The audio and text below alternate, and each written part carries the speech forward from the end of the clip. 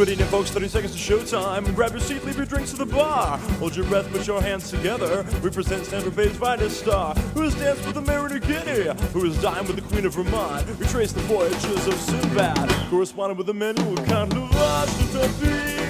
C'est pas la même chose que la vache qui rit. La vache est fort, mon ami.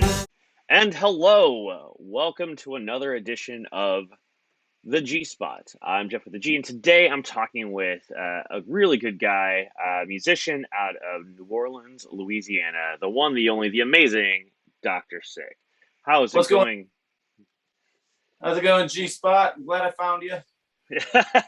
It's tough. It's really tough for people, so I'm happy to help out in any way I can. You know, there's two. Never mind. I won't talk about the competition. Yeah. That's fair. That's fair. Got enough work that we have to cut on our own. To add an extra thing is just not a good plan. That Um, one was deep.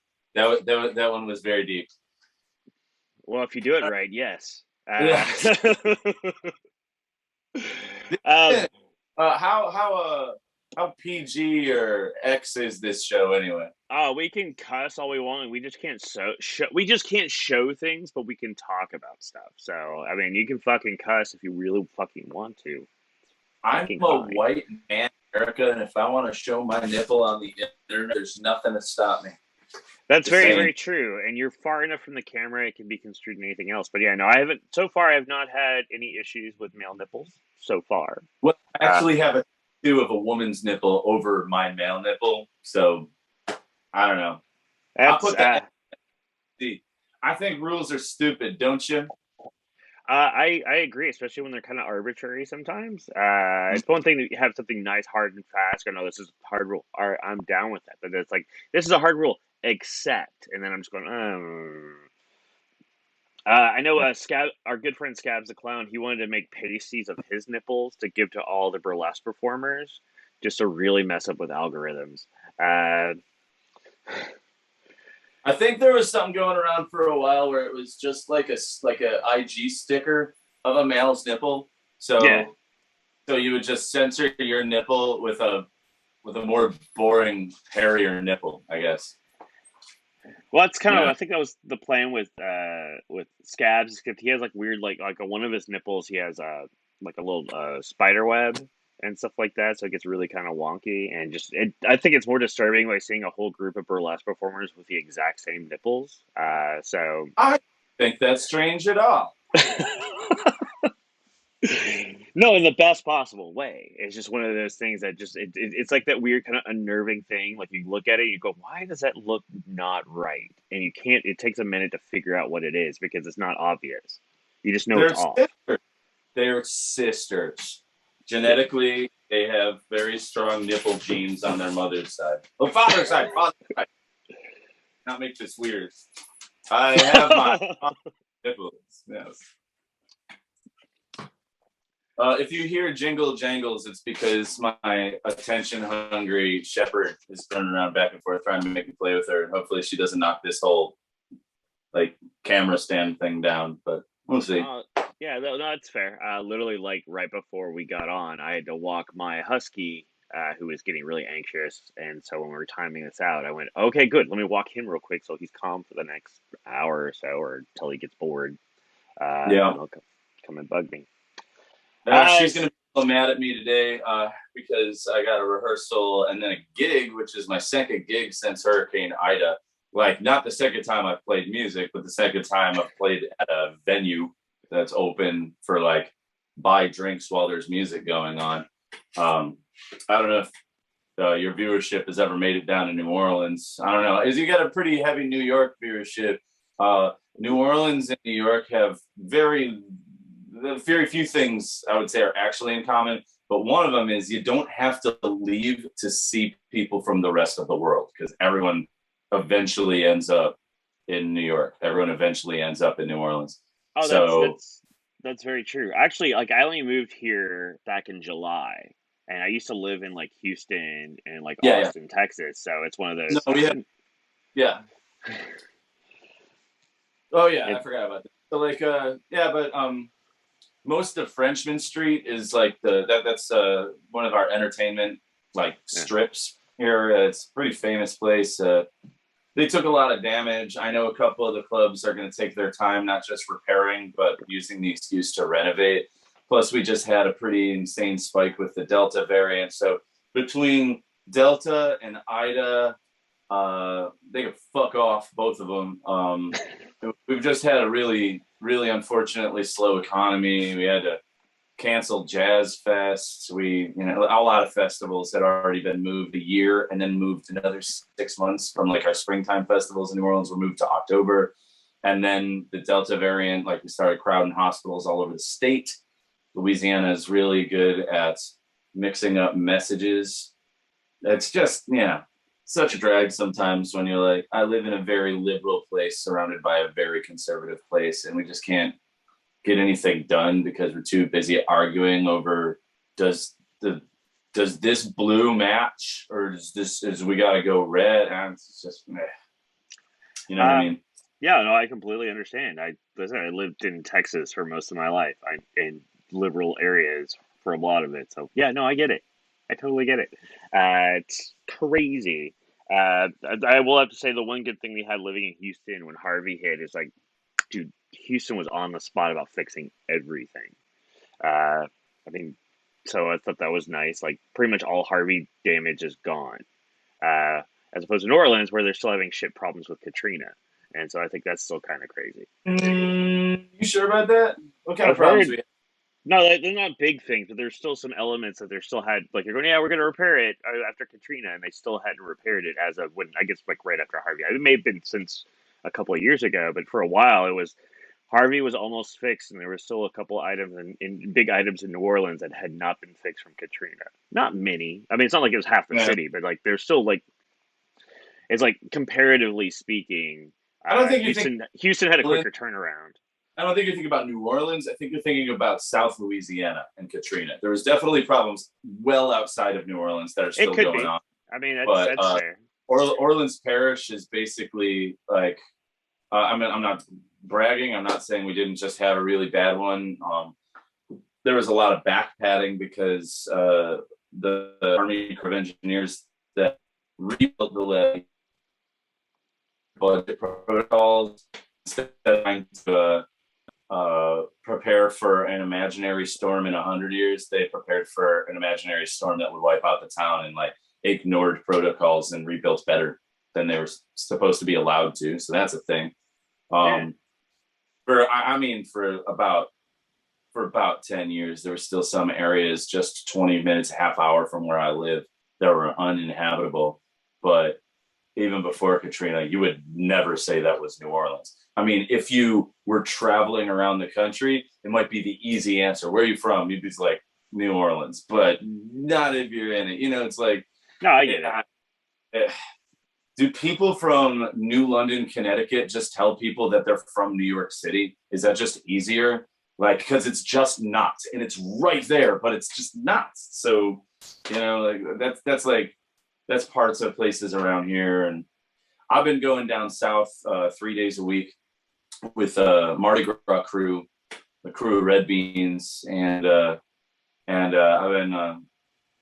I've been passing out everything from gasoline to toilet paper to baby wipes to Lysol and bleach, hot food, cold food, ice, water, and then taking lists from people. The thing about the crew of Red Beans versus some of the other organizations that you can donate to is that they're very targeted. I mean, very targeted. We drive up to people's houses. We say, here's ice, water, food.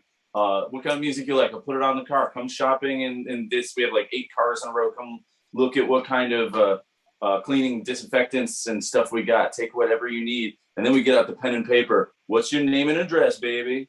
And what do you need? You need some, what size shoes are you wearing? And like we drive it to them 2 days later. Versus, which is also, that's important, but there's some places like they'll just take over a Piggly Wiggly lot or work with a church and just huge amounts of resources. And for those people who can get off of their street because there's not too many trees down or flooding or whatever, people who aren't like stuck in a wheelchair or walker who can actually like get to that, that's great. And most people have neighbors, but so many people evacuated we're the ones that are driving up to the different neighborhoods where like they really are just kind of trapped over there, and bring it to their front door. So I don't know, man, like this, we just got another hurricane come through. It starts with an N. I couldn't even pay attention anymore, man. I'm so just like distraught and working so hard. I just knew that it wasn't going to hit us as hard as it was going to hit like Texas, but we were going to get all of the water and all of our sewer drains, because we don't have like basements. We don't have a lot of subterranean. They were already clogged with leaves and garbage and debris. And so when the water came, it was just instant flood. Just these people just had the roofs blown off of their trailers, and now their trailers are also flooding. I'm like, man, we need more bleach. We're going to need towels and blankets. We're going to need disinfectant. We're going to need anything that's absorbent. Everyone needs gasoline because they're still not going to have power. I've had power for a week and a half. They're not going to have power for another 2 weeks. And I mean, when I say the traffic getting down there and back is bad, it's a standstill sometimes, not because of the destruction, but because of the rebuild.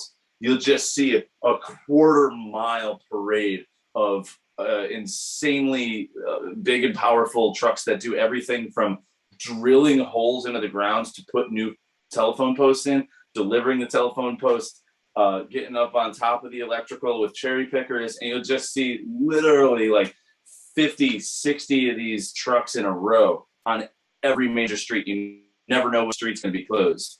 And so when you're trying to deliver this stuff, you're like,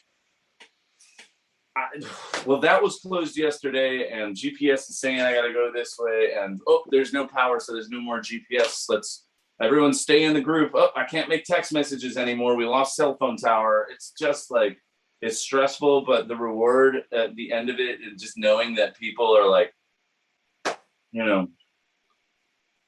people are getting just a little bit of the help that they need, like keep them alive. I tell them, like, I try and make light of it. Like, we got to keep you guys, we got to get you back on your feet so you can come up to New Orleans and party,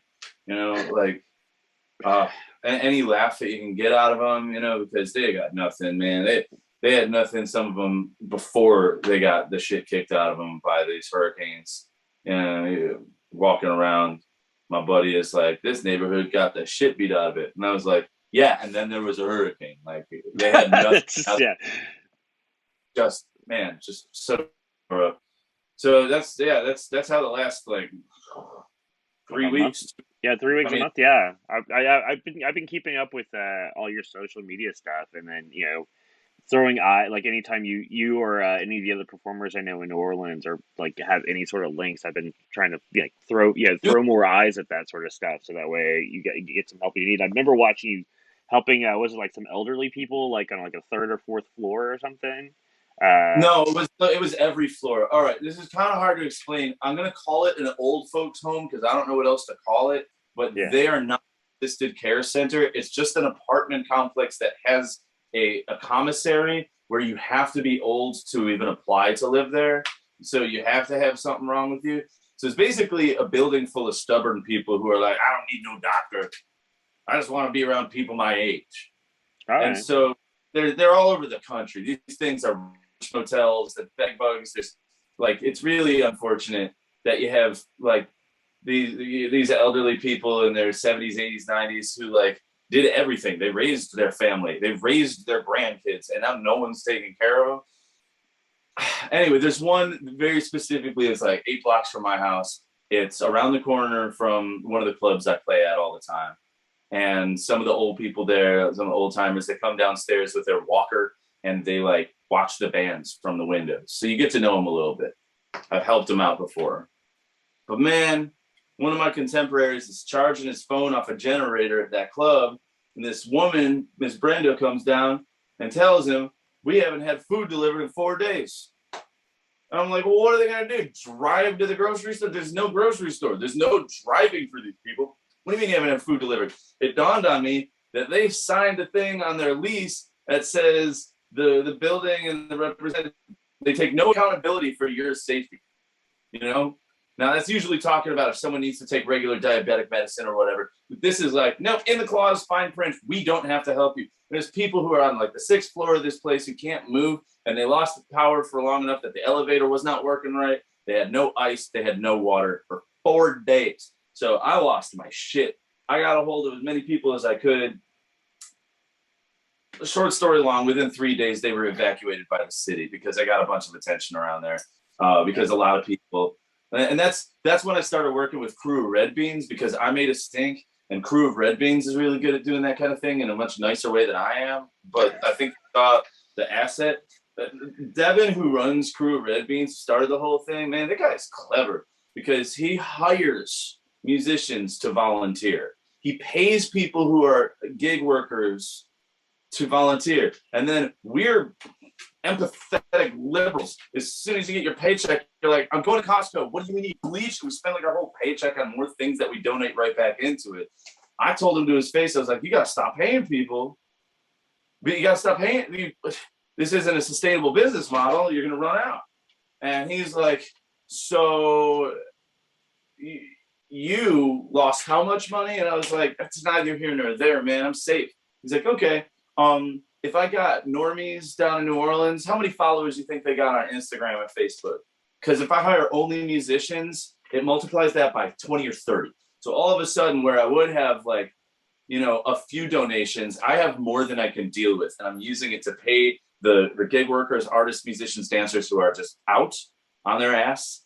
And, take it or leave it. If you want to come and work for free, you're in the way of someone else getting paid to do it. I'm like, all right, well, give me the paycheck and I'll keep on going to Costco. Hey, here's some phone for more musicians who I know, like, we're not doing too great during COVID, and we're just like kind of like it sucked being on unemployment. Like they were like hoping they could play outside, and when the Delta variant calms down, we could like have some gigs out on Royal Street, and now like Royal Street's just barely opening up. So this guy, I don't know, man. He's got 4 places you can donate off of the website. I'm a part of the thing called Feed the Second Line, and that's basically it was feed the first line, and that's for the frontline workers. And then feed the second line is getting the artist the artist class, like getting them funding to get their hands dirty, get on top of roofs, hang up tarps, deliver any supplies, grab a couple of chainsaws if they're okay with them. Like, don't lose your fingers, musicians, but and really just get the word out as thick as you can. Like, you and I talked about doing this at the beginning of August, middle of August. And that's right, we did. Yeah, I couldn't imagine a better time to be talking about this kind of thing. Like, I didn't know what I was going to promote the tour I'm going to go on in October on the West Coast, wink, or was I going to talk about the fact that New Orleans festivals are opening, come down, but be responsible in October. Wink. Or, who wants to talk about the fact that I got new CDs coming out, fiddlekiller.com. Always a promoter. No, that's no. I like that. The whole idea for this is just have a conversation. So and to talk about whatever. And this is actually a really cool thing to talk about. And this is like, even though New Orleans will rebuild because it always has. But it's all, these are all great. I think talk to Venice. Like, how did they get all those cool buildings up on the pontoons? They didn't start them on pontoons. Like, I think we should start talking about, like, all right, well, we don't have basements, so how is this going to work? Like, you want the French Quarter to be a tourist destination with gondolas? How does it work? Well, that's because the first floor of those buildings is underwater. For a lot of those buildings in Venice. Well, because most of the buildings in the French Quarter are only 2 stories high. So it'd be like a tour of a ranch community that's 16 streets by 9 streets. Yeah, which is kind of, I get, well, and all it is a lot of drunken drowning is what it's going to be. It may not be a good plan. I don't know. Girls Girls Gone Wet. There you go. That's a show. Dude, I moved in 2000, and I wouldn't say I can't in clear conscience call myself a feminist because I'm a man, but like I support in a huge way. Like, if I wasn't a man, I would identify as a feminist. I think we need our own name. I think that should be reserved for the people who are fighting for their own power, and I want to help them fight. but Yeah. I cannot believe the leaps and bounds we have made as like just an American culture in a mere 20 years. From when I moved down here around 2000, 2001, and literally 7 days a week, all year, there was camera crews with waivers and old douchebaggy frat guys surrounding plain Jane women screaming, "Show your tits!" until they were like, "Okay, don't hurt me. You know, sign here." Every day on Bourbon Street for years, from the 90s until I got there in the 2000s, and it just didn't stop until your boy got sued for fraud and Katrina wiped that whole thing off. Like for 20 years, we're just like, movie producers are doing time for what? This is fucking phenomenal. It went from just basically like raping the streets to like shaming the higher ups in some of the most exclusive industries. We're not done. I think the music industry really needs a good Me Too flush, but it's happening slowly but surely, and it's happening. Like the Me Too stuff is happening mostly through, I think, what hip hop right now, because the whole R. Kelly stuff. I think for the rock, that bar is so low. You have to like rape and kidnap people for 30 years. You can't say we're starting with R. Kelly. I can't believe that guy is walking free anywhere ever for a long time. We knew he won't. We knew this. Oh, like the fact is, like one of the backup dancers watched him go down on Aaliyah when she was 14. I'm telling you, man. Like that guy should have been locked up ages and ages ago. I'm talking like, more. I can't name them because I'm in the Squirrel Nut Zippers, but we make our own records. Our label got bought. I mean, like I'm not an original guy, but the label got bought by.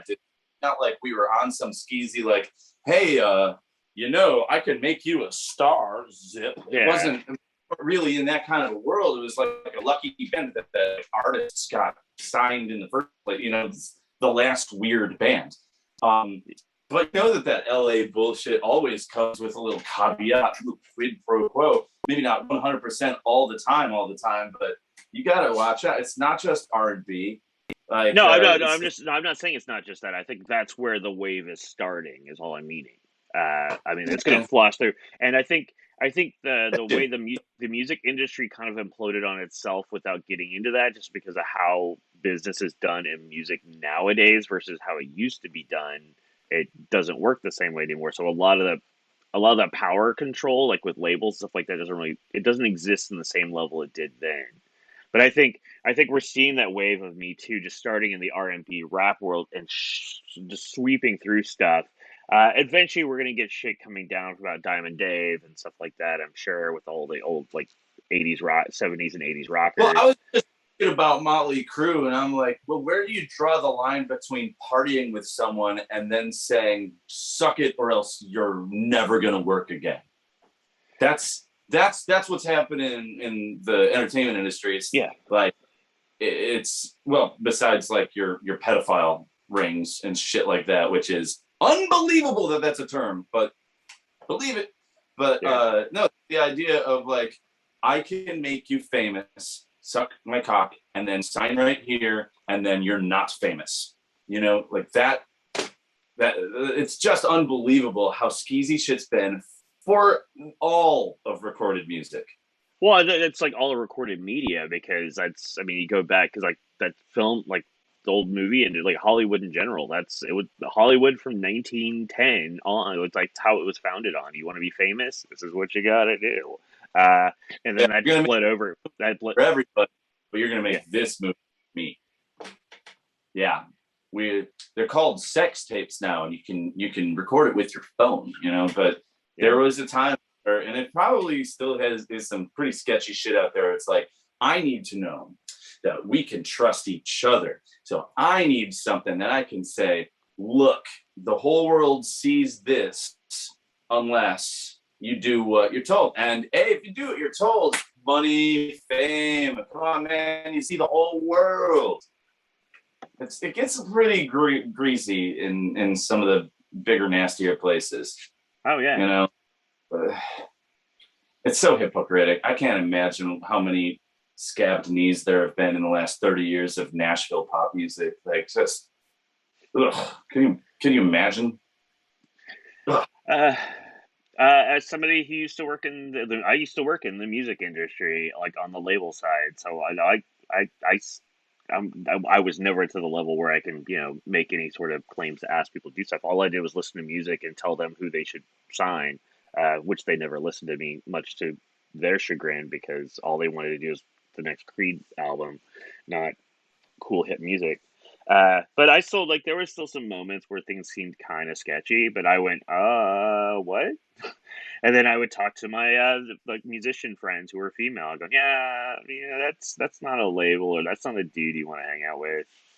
You want to be big, here, talk to this guy or talk to this girl or something like that. Don't go down that rabbit hole of that label that I can't legally talk about because litigiously. But yeah, no, I see it. Come on, man. Name names. Fucking put them out. We'll see. Okay, No, I'm just kidding. Well, I used to work for BMG, so I can say that because they were, at least the people I was around with, was completely on board. I was in Dallas during the mid '90s, which is how I met Jimbo from Squirrel Nuts back, because that's when they dropped, was back in the mid '90s. And at least the people I was around were always on board. But the problem was, is like when I got hired on to stuff and going to see all the music, that's right when that first Creed record dropped and blew up.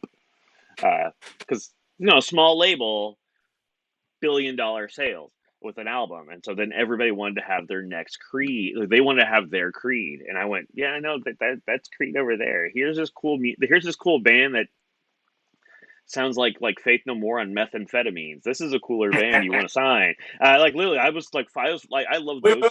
Wait. Can we start a band called Meth No More? Oh, I'm down. We'll play bass. Meth No More. Yeah, I am totally down with that. I played drums once upon a time and shitty at it, but hey, it's Meth No More. That's not going to be great music, but that's the point, right? just It's Meth No More. Yeah, come on. Yeah, I'm down. Just stay tuned. You'll see Meth No More coming to some fever dream of your in the near future. I have some buddies who are all in different small hero bands, and we're putting together a 90s kind of tribute-ish band, but I don't know if that's the right word for it. Not the songs that I like from the 90s. This is kind of the bands and the songs that I shit on all through the 90s for being kind of well, it's easy if you do it like that, if you just want to make some money, Creed, Nickelback, etc. Yeah. Goo Goo Dolls, Eve 6. There was a lot of stuff in there where I'm like, Eve 6, they had a good song. Yeah, Tonic. There you go. They all had one song. They all had one song. The Sugar Ray Post Fly. Man, they used to be heavy. But the thing is, we're trying to come up with the perfect name, and we're from New Orleans. So for a while, I was thinking we should be better than Ezra. But that's a little bit meta, and I was like, meta than Ezra. Meta than Ezra is so good. I would see that band just based on the poster. I would totally see that. I would buy a fucking T-shirt of that. Exactly right. I would walk because right now I'm rocking my Scabs the Clown shirt. I currently don't have a Dr. Six stuff, so otherwise I would wear that. But yeah, stuff. Maybe I should. Dude, yeah, man. At the very least, man, pins are easy to keep track of as far as merch, as far as to travel around with as stickers, and then things or you do stuff there's a lot of websites that they'll produce and ship direct, so you don't have to hold on to merchandise. You get a less of a cut, but you don't have to hold on to shit. So I like that a lot. So I have some merch I sell, and that's strictly how I do. I go, all right, cool. Here's a website. Pick up your shit. That way I don't have to. I don't like or dislike the Grateful Dead. I'm pretty apathetic about them, but they were a live band, and that's what I have in common with them. They were not really a recording artist. Oh yeah. They had 4 records in 40 years. Really weren't into the process of going to the studio. It was more about come to the party, and that's become more of my model anyway. I also produce records for other people. I produced with Jimbo with the Zippers, and I'm working on Amanda Kitchen's record right now. It should be out by the end of the year. But things like Ida slows you down. Oh yeah. You don't have power for 8 days. You can't exactly do mixes when you're working with people in the studio, and you have to make sure that everyone gets their negative COVID result before you go in, and one person doesn't. And you're like, well, the studio's closed for a week. That kind of thing. Like, yeah. When will 2020 end? That's yeah. When will 2020? When people smarten up and they're getting serious about taking care of themselves, or or B, those people kind of get phased out. I actually just saw a thing about like Jim Brewer, the comedian, used to be on Saturday Night Live. He went, oh, that's a nice little doggo. He actually went on a huge like anti-vax rant, saying, "Well, I can't perform at these places because I can't. I'm not getting my vaccination card. Sorry, guys, it's their fault. Not no. I'm just going, dude. No, it's your fault." Look. Everyone has a right to do whatever the fuck they want with their body. I use Jim Henson as an example because wasn't he like a Christian Scientist? And if he would have, he was. That's why he died. Yeah. So I'm like, I want him to be able to work. I'm not going to fire Jim Henson. He's one of my biggest influences. Can't tell by the clown collection and shit. But like, he would have to test negative, get a negative. Don't pass this shit up. Do something professional so we can all enjoy the show. Because your job in live entertainment is inviting people into rooms. And that means as a professional, you need to announce and tell people, like, I'm not doing this industry standard. I'm not going to follow this regulation for my own personal beliefs, reasons I think it's bullshit. I'm an anarchist. It's against my religion. I'm afraid that it'll be bad for me. It's too new. Whatever reason that people have for not getting it. Personally, I think it's bullshit, but it's First Amendment, and I live off of the First Amendment. So fine, do you, but you have to do something professional or you lose your gig. You have to have an industry standard where it's like you either get vaccinated or you test regularly or do both. I think both is the way to go, especially with Delta really like kind of saying vaccine schmaxine, I'm Delta. I'm going to get in your nose. You're not going to know that you have it. Everyone who's vaccinated is like, oh, we're all vaccinated. Okay, mask off. And now we're all hanging out, passing shit to asymptomatic people. I always have this problem where people are like, I know you're afraid of catching coronavirus. I'm like, I've had it twice. It's not fun. I'm fully vaccinated. I'm going to get the booster as soon as I'm eligible. And it's not about my health. And I know that some people are going to fare well with having the vaccine in them, and they're not going to get hospitalized. But the people who aren't end up clogging the hospitals. When a hospital gets clogged, the city has to freak out and say, all right, no more restaurants for a couple of months. And that's fucking with my money. I'm not afraid of me catching coronavirus. I'm afraid of unvaxxed people putting themselves at risk on such mass that like people who like have a heart attack can't get an ICU bed. And now the whole town is suffering economically. And I think if you talk to people in a greedy capitalist way about, vaccination responsibility, then they can't argue the science. Because if they were concerned about health and facts and statistics, then they would definitely get the vaccine. It hasn't worked. You got to talk about the money, and then they'll listen for a minute. Yeah, I was like, people ask me, and I go, well, I'm never worried about me getting sick. I was never worried about me getting sick. It was always about because I'm the type of person that I would most likely be asymptomatic and spread it, and I would feel bad about spreading it to somebody and then they potentially dying because of their interaction with me. And so, me being masked up when I work and do stuff is not for my benefit; it's for everybody else's. And that's why I try to explain. I go because I don't know if I'm going to spread it to you, and I don't want you to get sick because I personally would feel bad. It's a horrible thing to be responsible for somebody else's health, and that's ultimately why I tell people, that's why you mask. It's not for you; it's for the people who aren't you.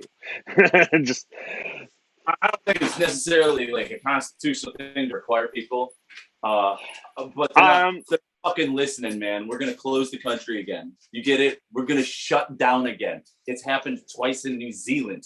It'll happen here again if we don't act the fuck right.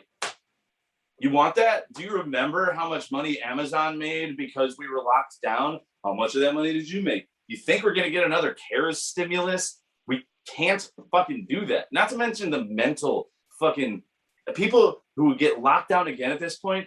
The suicide rate would skyrocket from PTSD. We just can't let the numbers get out of control again. And the Delta variant really doesn't give a fuck. We got to get tested. And I'm just telling you, if your job is, if one of your job requirements is inviting people into rooms, live entertainment, sports, religion, if your job is bringing people into crowds, fucking show a little bit of sack, show a little responsibility. Even if you're the one who says, I'm personally not going to get vaccinated, but these are my reasons. I think if you do, great. I personally, I get very flustered about this. I work in New Orleans. Again, we're surrounded by a red state, but we're a pretty blue city. Yeah. And if you go far enough on the spectrum in either direction, you kind of end up in a similar spot where it's like, I don't want the government to tell me what to do. That's super left and super right. One is about guns, one's abortion, but still it's like, it comes back all the way around. And so I know some incredibly left-wing, radical, however you want to call it, who won't get vaccinated for left-wing ass reasons. It's the most counterintuitive thing I've ever witnessed as an adult. It's because somebody told me I have to do it, I don't want to do it. It's like, it's the petulant child. I got one guy who's like, they covered up a treatment option in lieu of vaccination option. And I'm like, okay, so when you go to the hospital because you didn't get the vaccine, they covered up the treatment option. You can't get the treatment that you're talking about. So your argument's still kind of bullshit. And at no point did you say the vaccine's not good for me or ineffective. You're just saying, I'm not going to get it. So I'm just like, if you promoted that, tell you what, why don't you invite people to the shows who agree that you shouldn't get vaccinated? Why don't you hang out with those MAGA hat Trumpers? That can be your crowd. Don't bring that to my diverse base of people who wants to just get back to a little bit of normal. You know? Yeah. Go perform at Sturgis or whatever. Because exactly right. Yeah, that's what happened. Go hang out with people who, for whatever reason, don't get vaccinated. They'll spend more money on you because you're not vaccinated. But don't fuck with my money. Don't do that. That's the only conversation I can have. I don't want anyone to get sick. Anyone. I think it's stupid. When I found out that I was exposed to someone, I have a 30-year history with asthma. I have good years and bad years, and I'm a singer. I can't lose all of this and do my job. So as soon as I found out I was exposed, I was like, I'm going to double down on Claritin. I'm going to take 2 24-hour pills, one every 12 hours. I am not letting this shit get into my lungs. Sure as shit, I tested positive, and I had the worst stomach issues. Brain fog is real. I lost smell. I had no energy. And I mean for months. For 3 months, I lost a lot of my brain. Yeah. Now, a 4-year-old to have brain issues, you think that they're gonna develop well because they didn't die, they were cranky, they had a fever. It's do you think a 4-year-old knows how to tell you they don't like the taste of something? Really tell you this is weird, I can't taste. Yeah. And that's not because of your snot. That's not because of mucus or lungs. You can't taste or smell because of neurological issues. You're giving you.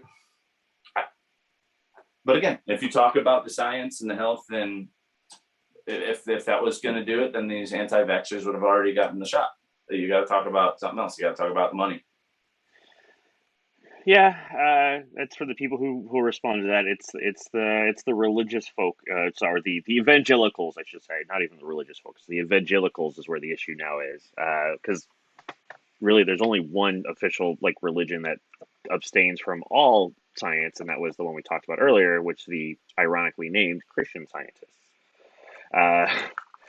No, it's this whole COVID thing's crazy. I saw something the other day where somebody actually did the math because it's like 629 ish. At least at the time, it was like 629,000 people had died of COVID in the U.S. alone, and that breaks down to, if you include the population, it's basically 1 in 500 people in the United States died from COVID. Yeah, 0.2%. Yeah, so 1 in 500 people. And Cities obese, places are worse, but yeah, just in the States, that's just brutal, man. yeah, and so that's why New Zealand locked down twice, because they went, oh, we know, like they had like seven, I think, what, like they were in the 10 teens or low 20s of people who died, but they also went no because they knew where it was going to go. So sucks, but good on them to being responsible government, responsible people, because like even the people were like on board. They go, yeah, we don't want to get fucking sick and kids dying and stuff. So Well, of an economy if everyone's dead. that's the other, that's why, dude, dead consumers are not consumers. So hey, that's money right there. Come on, Bezos. Oh no, he doesn't. Well, Bezos now left, but like some of these other people who still have funding, they go, why are in charge of businesses? They need to start issuing more stuff. Or whatever, that everyone who works for Fox News has to get vaccinated, like, or they can't work. Like, oh, that was hysterical. You dick. You monsters. How dare you? You know what I mean? Like, just say that. Yeah. Tucker, hey, Tuck, get on TV and get angry that you had to get vaccinated or lose your slot. Tell them you're vaccinated and tell them that you're mad about it. Oh, here. Me. Yeah, he just recently. Does Tucker watch your show? Well, hey, Tuck, I don't think so, but hey, I'd be great. I'm going to be talking about it like in a little bit. But here's a fun thing. He actually was on some conservative like show, and he admitted that he lies. He lies when telling his news about stuff, because he goes, well, sometimes I'm forced to. I'm put in the back corner where I have to lie, and I'm going, do you though? It's called I guess would apologize and be like, I was given bad information because someone thought it would be good TV. And that person is fired, and I am a reliable source. That's the way you sell that. But dude, sometimes I lie. I just got to do it. Own it. That's where he tells the truth. That he's a liar. That's where he tells. Okay. Yeah. You remember Tipper Gore made everyone put like parental advisory labels, but only on like good records. Yeah, I know that's. And it was economic censorship, because you can't sell parental advisory records in places like Walmart, and not every town had a independent record store. So nationally and internationally, it would starve people out of meeting their record deal. Yeah. So it is censorship, ostensibly. The part of liberalism that I hate. Is holding your hand across the street. But I think there should be something similar, but the mirror image for news outlets in general. And it could be like a Midas star rating, that like they do for restaurants or whatever. And basically, instead of just saying, warning, this show is normally full of shit, what you do is you have more like a third party, not government, I don't know how it would work necessarily, but I have the idea cooking in my head, where you just get your ratings go up and down on this system based on accuracy.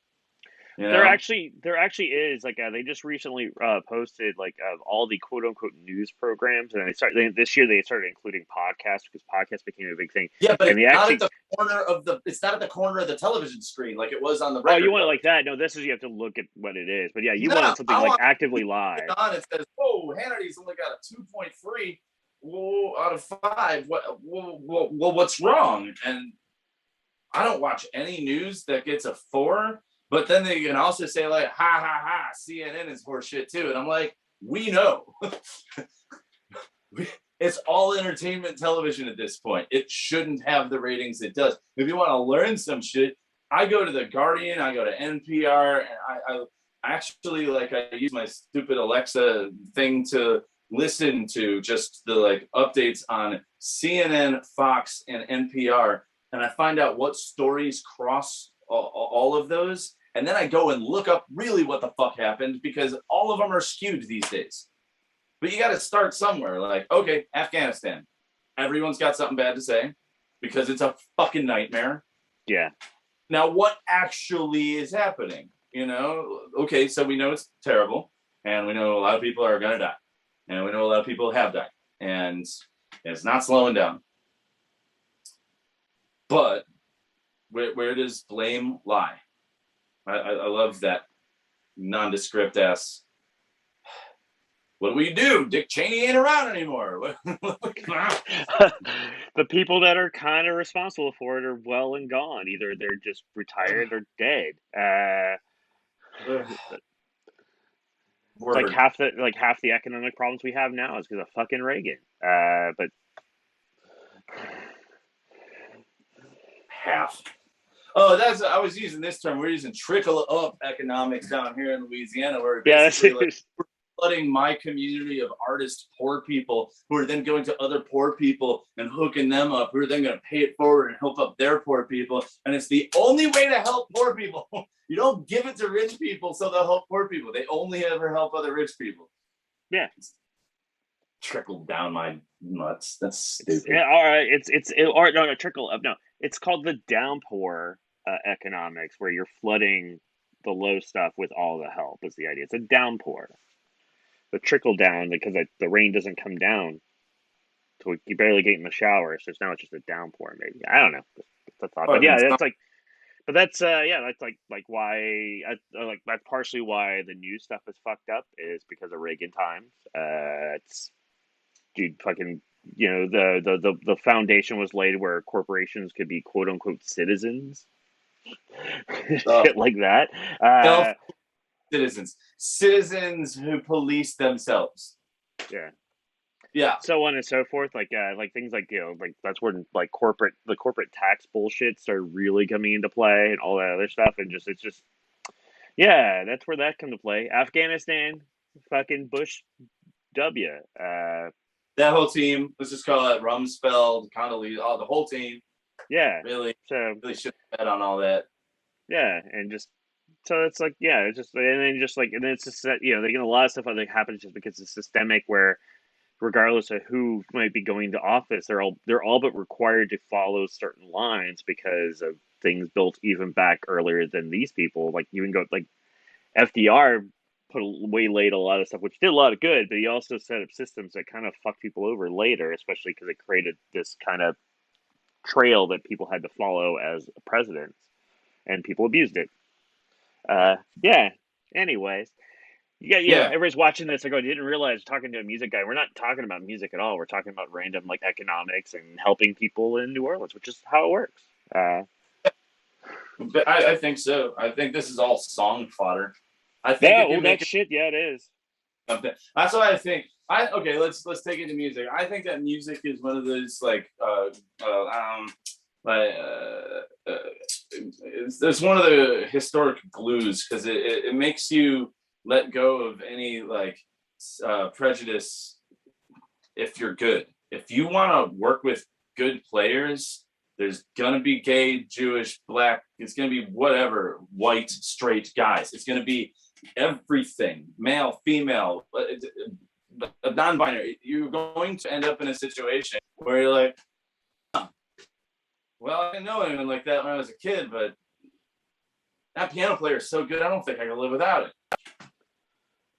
You know, like it just kind of like breaks those social things. And now with like information age that we're in with the internet and everything, like you get to see it. You don't have to live in a neighborhood where people are tolerant, because the internet is a new neighborhood where everyone can live also.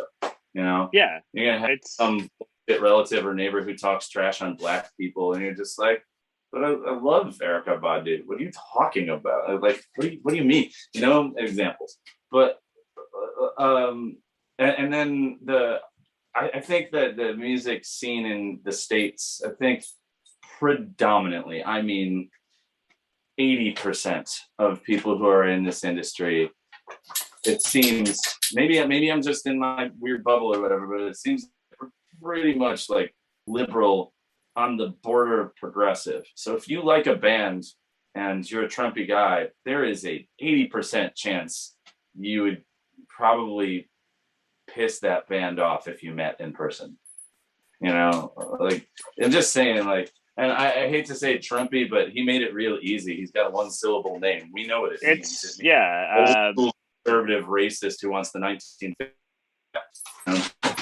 Yeah, there was, what's the name of that? God, now I gotta look it up because it's like driving me nuts. Because there's that one band, that like '90s like shitty band that the people we were talking about earlier, that the dude went off, and now they're like a weird Trump band. There's like, I don't remember the name of it. What was it, like what? The song, the Headstrong is the name of the song. That's the band.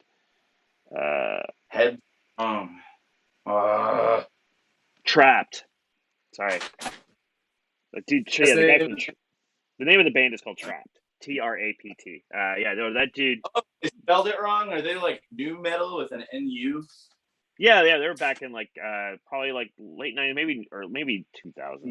When was this coming out? I subscribed to that whole scene, man. I thought the idea of like taking early 2000s drum beat and putting it with distorted guitars, I was like, yeah, that's the next natural step. I've been listening to the drum beat from When the Levee Breaks by Zeppelin put all over hip hop for years because it's fucking fire. It's a great beat. So let's keep that heavy part. I'm young, angry, don't know why I'm an angry white guy from the suburbs. And yeah, like turn it up, Korn, turn it. Never liked Limp Bizkit, but that whole little subgenre of rap rock was so pure for a second that System of a Down really stood out to me because they said, no, we don't rap. And I was like, yes, rap rock that doesn't rap. You know, they're politicized, they're aggressive, they fit in with Slayer, but they also fit in with Rage Against the Machine. Like, how is this happening? Like, and but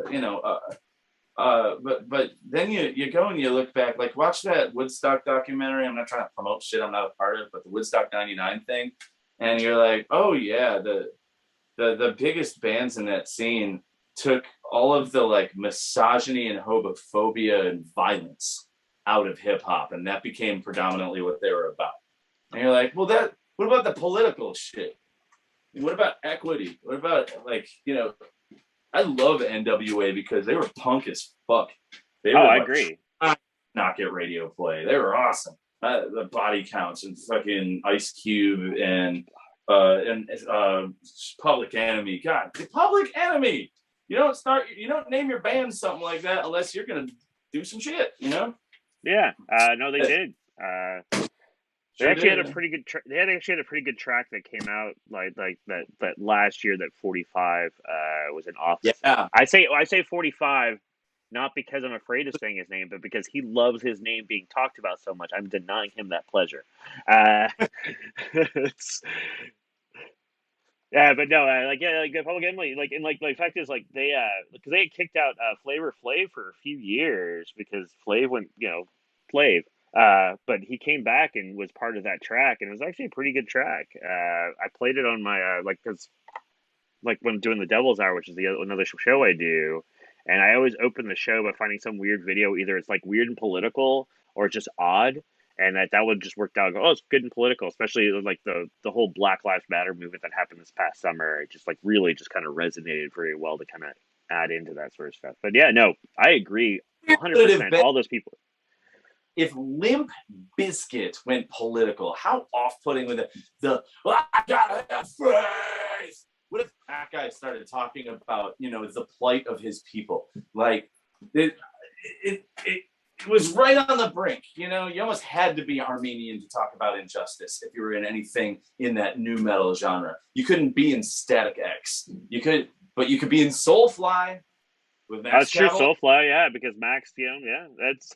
I think part of it is because also this is the time that's when also the slow during that period of time. Also, if you look at the music industry, that's where music industry is already making the downturn as far as being relevant, as far as like the label management side of it.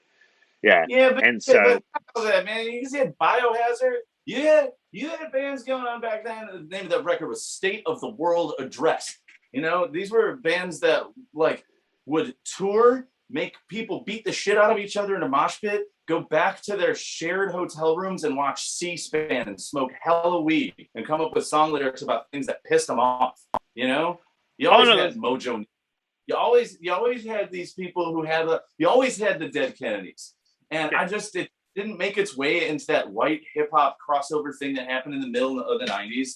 Like Korn never got political. They certainly were like, stop molesting kids. That was a stance that I hadn't heard on the radio, really.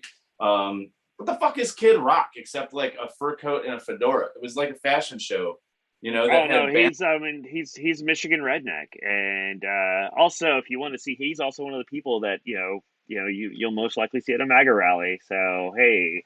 No, I'm not surprised by that part. You know, he loves ripping off anyone who's proud to rip off Sweet Home Alabama when they're on that level of like fame and income. Like, kind of go fuck yourself. But also, like, I loved Marilyn Manson, but I never lied to myself. His first hit was a cover, and his last hit was a cover, and he's been a cover guy.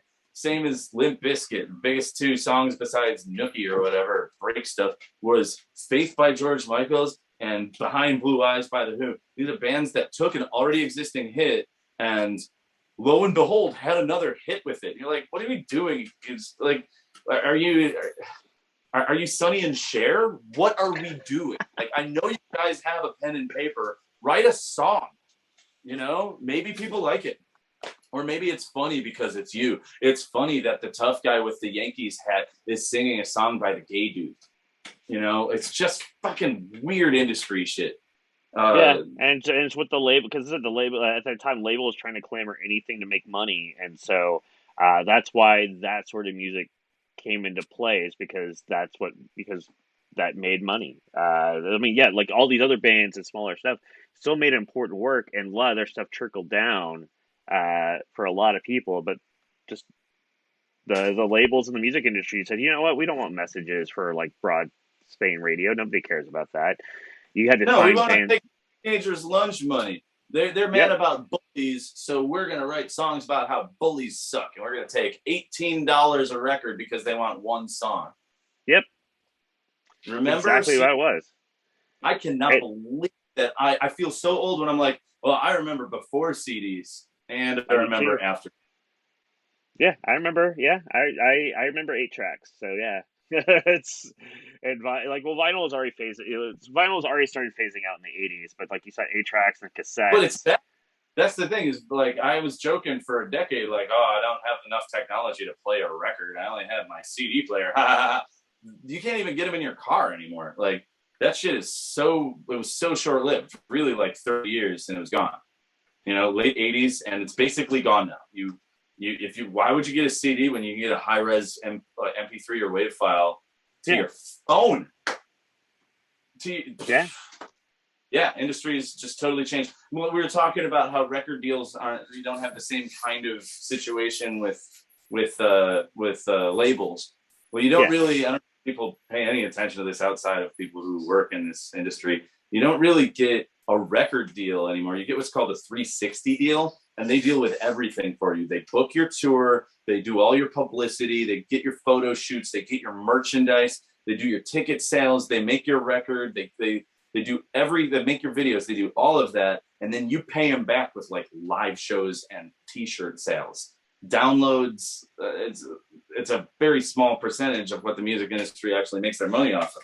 It's basically a retail store instead of intellectual property. If you can land like your song into a place where it's licensed, if you get the theme song on an HBO show or something like that, yeah, you'll pay back the record label. You know, that's all right. Now you have a little bit more power, you know. Well, that's ultimately what's going on now. In fact, I think that's a lot of musicians just now, if they can get licensed anywhere from like a TV show or even just a fucking commercial. For like some like, all right, cool, like it's a cool song on the new like Tide commercial, and people will go, hey, that's a cool song. What's up? It was like, your little band is in a Target commercial? They're like, my little band is about to tour Europe because of a Target commercial. I'm like, fantastic, thank you, Target. Yeah, awesome. Yeah, I listened to, what was it, like it was like some computer thing, like for some computer stuff, and the band was playing in the background as these guys in there from Austin, Krungbin, and I went, dude, that's Krungbin a song. That's amazing.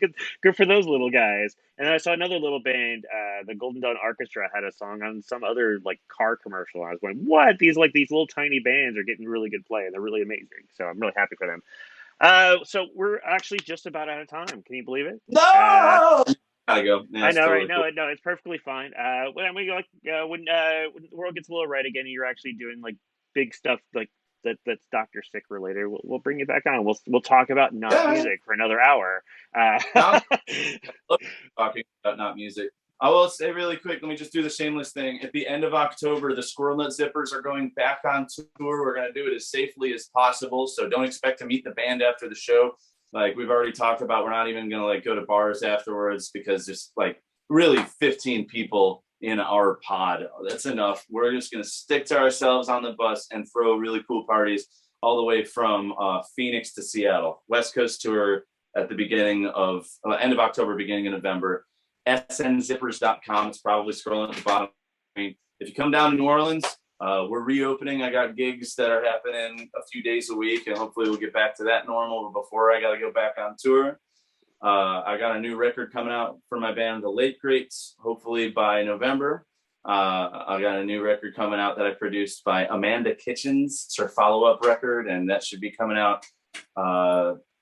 Man, that thing should have come out already, but there's been so much calamity in the last year and a half. That's just we've lucky that we can take our time, but we had to record the entire thing with like 5 people when we easily could have done it with 30. There's so many different sounds on here. It's orchestral, it's macabre. Our creative sentence for that record was, what if Patsy Cline met Portishead? So keep an ear out for that one. Oh shit, I'm down for that. Dark and sexy. I love both of those things. So Yeah. no, it's amazing. And plus, I'll make sure you guys go to Dr. Sick also has a Bandcamp so you can pick up his last record, which is also a really cool record. I got a whole stuff that I put on Bandcamp too. Don't just listen to the last stuff. I like the new stuff better a lot of ways. But it's all fun. I know about the last one because you had the theme song for the Give a Hoot online specials was from that record. So Yeah, I love the Hoot. I always got something cooking. I always got something new coming out. But really, if you're looking to help people in coastal Louisiana, go to my organization that I'm working with, feedthesecondline.org.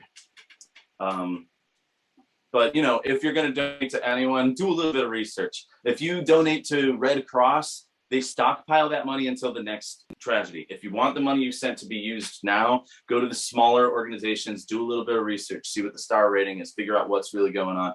I happen to recommend the one that I'm working with, but there's dozens.